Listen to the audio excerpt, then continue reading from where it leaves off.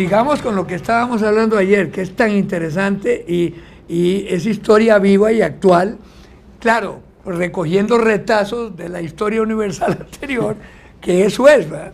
Y Sí, sí, son puros remiendos, no se integra a un estatus razonable. Que, bueno, no. Claro, un día esto estaba yo pensando en una cosa muy sencilla que a mí no se me había ocurrido, jamás se me hubiera ocurrido pensarla cuando empecé a recibir las primeras clases de historia de América en la escuela.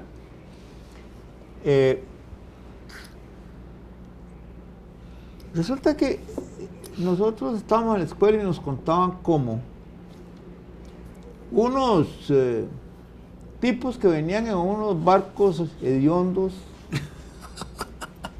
la mayor parte de ellos analfabetos, ignorantes, enfermos, llegan a América y deciden que ellos pueden hacer una nación. Acabar con los reinos que existían, las culturas que existían, y nosotros lo aceptamos. ¿Cómo lo aceptamos? No, es que bueno, los que estamos oyendo los la que historia. Estamos oyendo eso. Sí, no, bueno, no, claro, sí, porque es algo, es un fait accompli. ¿Qué vas a hacer? Justamente. Bueno, entonces, pero yo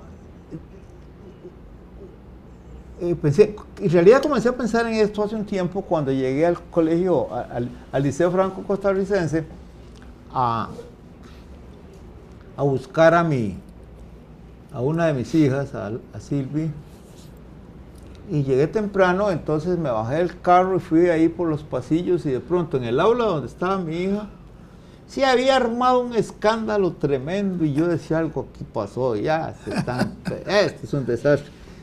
Y entonces, cuando sale, le pregunto, bueno, pero ¿qué pasó ahí? Dice, que nos estaban dando una película que se llama Gungadín.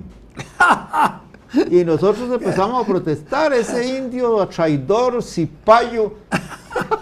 ¿Te acuerdas la película? Sí, era el aguacate, el que llevaba el agua. El corneta, el aguador, le decía. Salvó de la masacre a una, claro. a una tropa colonial inglesa asquerosa que claro, para mí, cuando yo vi esa película siendo niño, en un cine que tenían los curas de la Iglesia de la Agonía, yo aplaudí a Gungadín, mi héroe. Se convirtió en un héroe, Gungadín, claro. En cambio, mi hija y sus compañeritos lo maldijeron y protestaron porque les estaban exhibiendo esa película. Era un cipayo, ni duda. Respondía a ese calificativo perfecto. Entonces, claro, bueno, ahora sí, digo yo, qué dicha que están cambiando, porque entonces yo aplaudía a los que mataban indios en las películas en Norteamérica. Y claro, acordate de Murieron con las botas puestas, muchacho. Porque el personaje era Errol Flynn. Entonces, pero acabaron con ellos al final los indios. Pero, y entonces me vino a la memoria lo que me pasó en Lovaina. Van a dar una película, era ya otros tiempos. Estaba yo en Lovaina y anunciaron una película que se llamaba Green Berets. Los Green Berets. Green Berets. Green Berets. Entonces ellos, era una película de aquel... Boinas verdes. Boinas verdes. Traduzco. Sí, boinas verdes. Y claro, yo me voy de Zácalas con unos amigos, un costarricense y dos argentinos, a ver la película.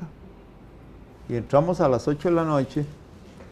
Y no empieza, y empezó a protestar, pero es que el dueño del cine, los administradores del cine, en Lovaina, estaban negociando. ¿Y qué están negociando? Un grupo de estudiantes quieren que se haga un cineforum antes para mostrar que lo que vamos a la verdad de Vietnam, porque era. Entonces, a 10 de la noche y como a la 1 de la mañana van exhibiendo la película. Pues finalmente, mire, todo el mundo se aguantó ahí, nos aguantamos. Una cosa horrible aquello. Y gritos y Y bueno, empieza la película. Pero en el entendido de que al final había un cineforum. Claro. No lo al principio, al final. Claro, iba a ser a las 4 de la mañana, supongo. Sí, claro. Pero entonces, parece que los que estaban protestando, que eran yo creo mayoría, se olieron que no, que iban a apagar las luces y se iba a acabar todo. Entonces empezaron a sabotear la película. Ajá. Y las cosas que decían, las heroicidades de, ¿cómo se llamaba el actor? Que parecía Renko. Sí, John Wayne. John Wayne, sí. Unas burlas increíbles. Entonces, cuando en un tiro él marcha por algo así como por una playa llevando a un niño. Entonces, pedófilo, le gritaban. ¡Qué va! No, era una cosa. Yo finalmente no recuerdo mucho de cómo fue la película, porque el espectáculo estaba en el Lunetario y el teatro lleno. Y ¿Vos sabés que los Green Berets, estos, adoptan, y creo que todavía lo adoptan, el concepto tanatológico de los médicos, estos que tasajean a los muertos? De autopsia. Sí, tiene un nombre, los médicos, bueno, no tiene importancia. En el sentido de que tienen que olvidarse de que quienes están al frente, con quienes combaten, son seres humanos, ¿no? Bueno, es decir, son muñecos, pero es que se los meten tan adentro que se convierten realmente en marionetas tanatológicas que llegan a ser desastres, ¿no? Y eso sigue siendo así, el Green Beret. Sigue siendo así. Son la punta de lanza de los grupos que se meten y que tampoco les importa, son como jamás, no les importa morirse tampoco. Son marionetas de que tienen que actuar así, porque si no sirve. Pero ese es el concepto de héroe militar de casi toda la historia, ¿verdad? Sí, pero es que vos ves un ejército, bueno, el ejército americano, el ejército inglés o cualquiera, el inglés tiene sus Green Berets. Bueno, el ejército normal no es así. Es decir, los que trascienden y llegan a esa categoría son especiales. Uno no se imaginaría ese concepto, por ejemplo, en un ejército escandinavo. No, exactamente, jamás. Pero a un americano, yo conocí muchísimo, yo estuve, no es parte del ejército, estuve metido en Fort Gulick, en un curso de contrainsurrección. ¿Y cómo te curaste? Con Guillermo Castro Echeverría. No, es que no era... Por supuesto, andaban muy light en eso, muy light. Pero sabíamos que existía, porque Guillermo Castro Echeverría, que fue un héroe americano, con quien hablaba yo, fue íntimo amigo mío, y hablaba montones de cosas sobre la guerra en el Pacífico, ¿eh? Y él decía que había cierta diferencia. Qué curioso lo que es el lenguaje, ¿verdad? Acabas de decir la guerra en el Pacífico, sí. Contradicción. Sí, claro, sí. Así le llamaban la guerra del Pacífico, sí. Es que como estaba la guerra en Europa, por entonces supuesto, hacían la diferencia. Sí. Pero, sí, bueno, vamos a ser claros, un régimen militar es eso. Es un régimen militar. Ahora estaba viendo ese juicio en Camboya que condena a cadena perpetua a unos ancianos. Y entonces la persona que está leyendo la noticia, una locutora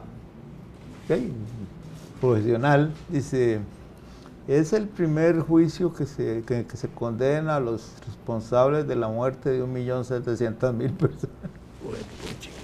Sí. ¿Qué cosa más? Es como una gota de agua en el Océano Pacífico. Sí, es el Pacífico. Resulta que es grotesco, casi teatral eso. Y eso ocurrió en nuestro siglo, es decir, en nuestra vida. Vos yo lo he notado, tenés una gran cultura histórica. de ciertas zonas, que han vivido así, matados los unos a los otros. Claro. Puchica, y unos conquistan a otros y después los conquistan a ellos. Y esa es la historia de la humanidad. Qué triste, sí, qué triste, Sí, pero así es. La tirada es que bueno, cuando se dice algo así, es la historia de la humanidad, es cierto, pero lo triste es que hay quienes lo dicen y simplemente están pensando en que así tiene que ser. Sí, claro. No, claro que es lamentable, sí. No, por eso. Entonces, lo grave es que cuando a uno le repugna que lo digan en ese tono y después se da cuenta de que uno no puede mostrar la alternativa, es decir, porque uno es la resultante de todo eso, compañero. Bueno, claro. Y esa es la realidad. Entonces, yo creo que genéticamente uno debe tener ciertos corpúsculos por ahí que están en favor de eso. No sé. No, pero la costumbre de comer carne, digamos... humana. No. Te contaba que de acuerdo con una versión que yo conozco del origen de la palabra almorzar. Ajá. La palabra almorzar, ajá, conste que no me persigno en esta versión, pero sí. yo la conocí propuesta por alguien, viene de la palabra morvinio. Ajá. Los morvinios es una etnia muy aguerrida que se ha antropófaga, que se ha fundido con eslavos y vikingos para formar de ese melting pot que es Rusia, ¿verdad? Sí. Los morvinios melting pot, de veras, ahí es, no es que lo hicieron, es que así es. Pues los morvinios están en la historia profunda de Rusia y de otros pueblos de Oriente, y resulta que ese nombre, el morvinio, parecen habérselo dado a ellos los persas. Y quiere decir comedores de carne humana. Y de ahí vendría la palabra almorzar. Imagínate. Ahora, te invito a almorzar. Me estaba acordando de un y te dije, si me invitas a almorzar, ¿a quién? ¿A quién? Me estaba acordando de un chiste, de un avión que empezó a fallar, y entonces el piloto decía, no, aquí no, toda esta zona en África, aquí son antropófagos, no podemos caer ahí, sigamos a ver, y por dicha allá, vamos a ver si llegamos, porque ahí son vegetarianos. Y todos los pasajeros aplaudiendo que llegue, y por fin, ¡pum! ¡Ay, aquí son vegetarianos! Man. Y sí, eran vegetarianos, les comieron la palma de la mano, la palma de la mano, la planta de los pies, y ahí sí. Y acabaron con ellos porque eran vegetarianos. Y ahí sí. Chiste, no, ese chiste es morboso. Claro. No, pero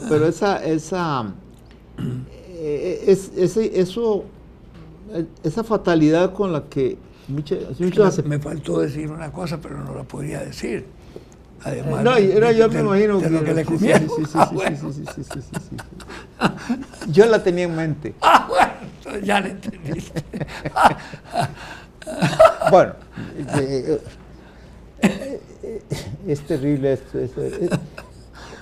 Así que almorzar, no te voy a invitar a almorzar nunca. Claro, no, a mí me hace mucha gracia porque, claro, con qué elegancia le dice a la novia, te invito a almorzar. Pretendida. Te invito a almorzar, querido. ¿A quién nos vamos a comer? ¿Y a quién? Sí es cierto eso, ¿verdad? Porque además los lingüistas son muy sensibles, ¿verdad? Entonces, capaz que me sueltan una andanada. No, pero voy a buscar, me voy a echar para atrás en el término a ver si... Sí, ¿viste eso? Sí. Los morvinios. Morvinios. Subsisten los morvinios en Rusia. No sé si están ahí, porque ya se los no, es como cuando vos coges, hablas de los escitas también. Sí. Los escitas, hay mucha leyenda sobre el origen escita de los rusos y de otros pueblos. Sí, pero además sí hay sectores con una gran influencia. En Osetia se supone que hay un núcleo escita todavía, por eso el nombre. Ajá. Y en realidad, ahora yo contaba que según cierta escuela, el nombre de Asia se deriva de Osetia. Asia, Osetia. Sí, pero, Pues, por lo menos, pero es, en realidad yo diría que vamos más lejos, de Escitia tiene más sentido. sí, sí. Porque los escitas fueron muy influyentes. Bueno, incluso en el folclore ruso, digamos, en general, se acepta que hay un antecedente escita. Es curioso cómo seguimos hablando de Rusia, ¿verdad? Y eso que decís vos, es un complejo de nacionalidades con diferentes historias, con todo. Es decir, es como que dijiste que era un melting pot. Un melting pot. Es que en Estados Unidos se habla de eso. Sí, claro, Pero, Estados Unidos, porque lo construyeron los migrantes, ¿verdad? Sí, claro. Y Bueno, ahora, ahora lo que pasa es que si vamos al fondo de la cosa, la mayor parte de los pueblos vienen a hacer eso. sí, La mayor parte. Lo que pasa es que se pierde la memoria. Vos en ese y poema, como no hablan el mismo idioma, entonces se declaran la guerra permanente. El libreto de Marco. sí. Fueron, como no podían comunicarse, se dan de tortazo. Sí. Sí, Qué es tremendo. curioso. Y hay esta idea de que la historia se ha escrito sobre un mar de sangre está ahí, ¿verdad? Después dice en el poema ese que leíste de la iguana que sos el resultado de mil generaciones. Entonces yo no estaba haciendo un cálculo. Sí. Decía yo, pongámoslo a un promedio de 40 años por generación, son 40.000 años, y no está mal. No. Es más cuando estaban los cromañones en Europa.